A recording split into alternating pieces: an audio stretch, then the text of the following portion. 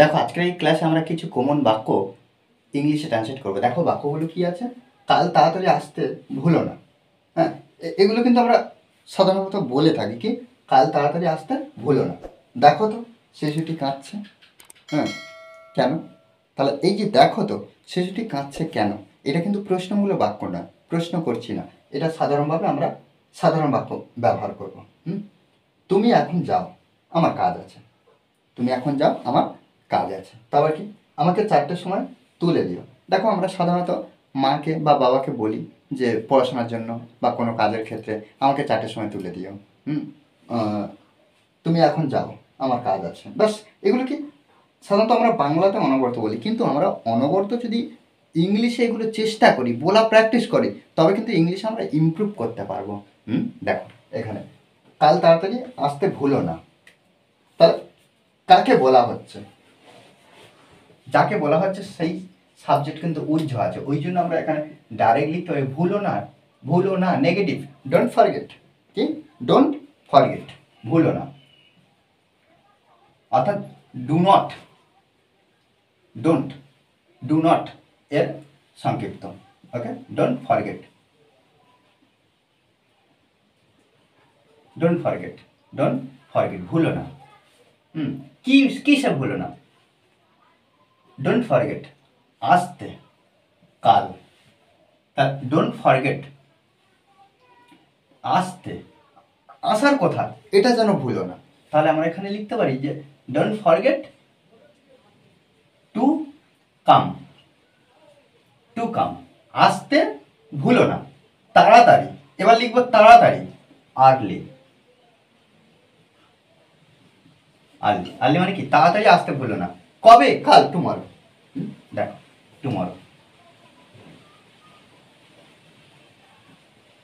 ওকে, দেখো এইভাবে কি বাক্যটা কীভাবে সাজানো হলো। নেগেটিভ যেহেতু বাক্য, আমরা নেগেটিভ দিয়ে শুরু করলাম। ডোন্ট ফরগেট, ভুলো না, আসতে ভুলো না, তাড়াতাড়ি আসতে ভুলো না।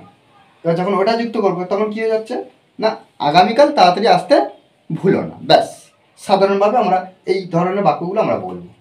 দেখো তো শিশুটি কাঁদছে কেন, বা দেখো তো শিশুটি কেন কাঁদছে, এইভাবেও আমরা বলতে পারি। তাহলে এই যে দেখো তো মানে কি, যাও এবং দেখো, গো অ্যান্ড সি।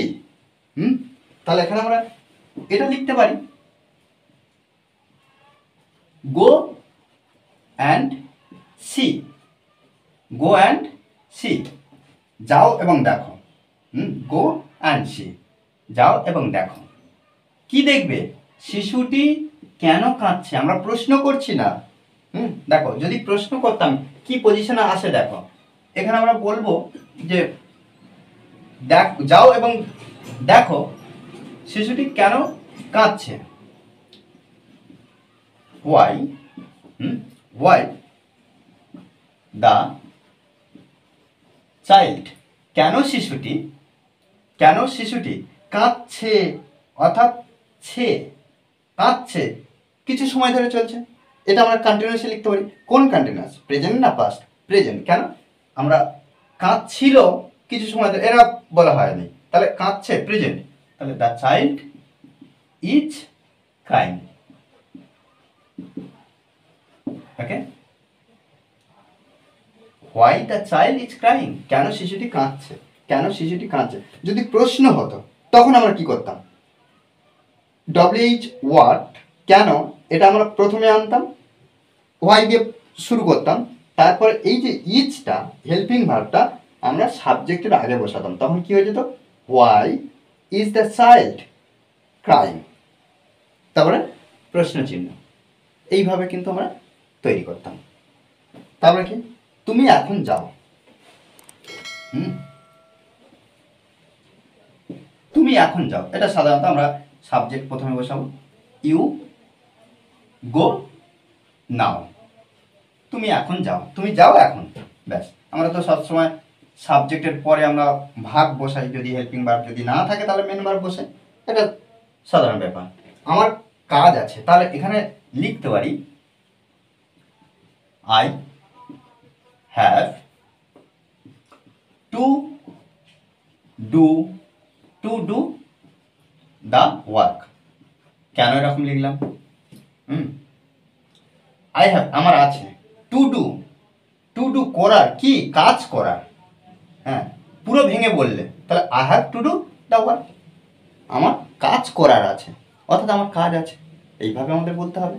হুম, আমাকে 4টের সময় তুলে দিও, এই যে তুলে দেওয়া বা ঘুম থেকে জাগানো, আমরা কি ওয়েক আপ ব্যবহার করি, ওয়েক আপ ব্যবহার করি। তাহলে এখন আমরা লিখবো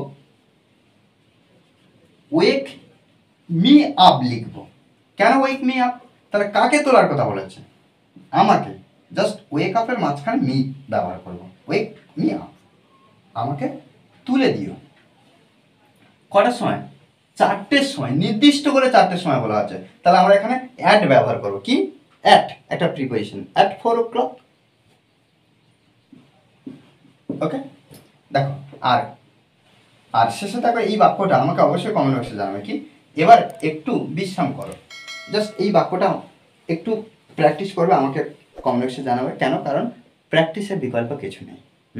এইভাবে কিন্তু আমাদের অনবরত একটা বাক্যকে বিশ্লেষণ করে বুঝে বুঝে ট্রান্সলেট করা প্র্যাকটিস করতে হবে, প্র্যাকটিসের বিকল্প নেই, কোনো কিছু বিকল্প নেই প্র্যাকটিসের, প্র্যাকটিস অনবরত করতে হবে, তবে ইংলিশে আমরা ইমপ্রুভ করতে পারবো। ওকে, আর এই ক্লাস যদি ভালো লাগে অবশ্যই লাইক কমেন্ট শেয়ার, আর যারা এখনও পর্যন্ত এই চ্যানেলটি সাবস্ক্রাইব করেননি তারা অবশ্যই চ্যানেলটি সাবস্ক্রাইব করে পাশে থাকবেন। Okay, thanks for watching this video.